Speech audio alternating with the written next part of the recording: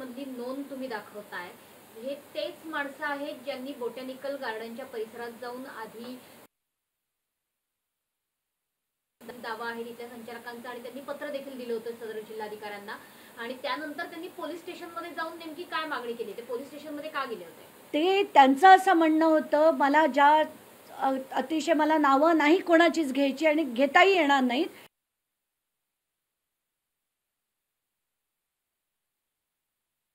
आणि त्यांच्या ही जागा आता आमची आहे ती त्यांना खाली करायला तुमचा पोलिसांची फौज पाठवा, हे शॉकिंग आहे. नुसतं एक डॉक्युमेंटच नाही, पोलिसांवर दबाव, जी मिनिस्ट्री ऑफ एन्व्हायरमेंट सेंट्रल गव्हर्नमेंटच्या मिनिस्ट्रीच्या याच्याखाली असलेली जमीन ती सुद्धा बळकावण्याचा प्रयत्न केला. याच्यावरनं त्याची गंभीरता कळते की कुठलाही हा साधा व्यवहार नाही. याच्यात पॉलिटिकल अजित पवार यांनी पुण्याच्या पालकमंत्री पदाचा आणि उपमुख्यमंत्री पदाचा तात्काळ राजीनामा हा दिला. दबाव टाकतायत का तुम्ही म्हणता की टॉवर लोकेशन शोधलं पाहिजे? पार्थ पवार पोलीस स्टेशनच्या आसपास होते का की जेव्हा त्यांचे वकील पोलीस स्टेशनला गेलेले होते? आताच्या घटनेला मला काहीच म्हणायचं नाहीये. मला जी माहिती मिळाली आहे त्याच्या आधारे मी मागणी करतेय की पार्थ पवार यांचं तेव्हाचं टॉवर लोकेशन काढण्यात यावं.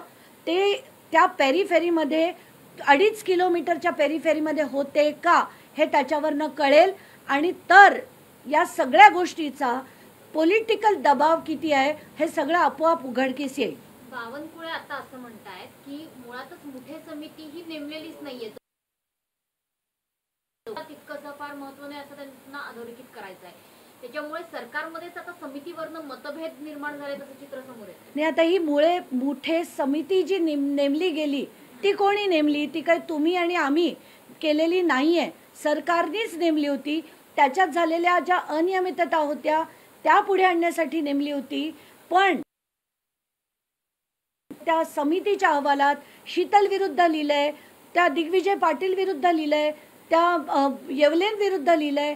कुठेही त्यांनी अमेडियाच्या इतर पार्टनर सुद्धा याच्यात लायबल आहे असं या मुठे समितीच्या अहवालात लिहिलं गेलं नाही. कारण आपल्याला आठवत असेल सिंचन घोटाळ्यात सुद्धा ना अजित पवारांचं नाव आलं होतं ना सुनील तटकरेंचं नाव आलं होतं.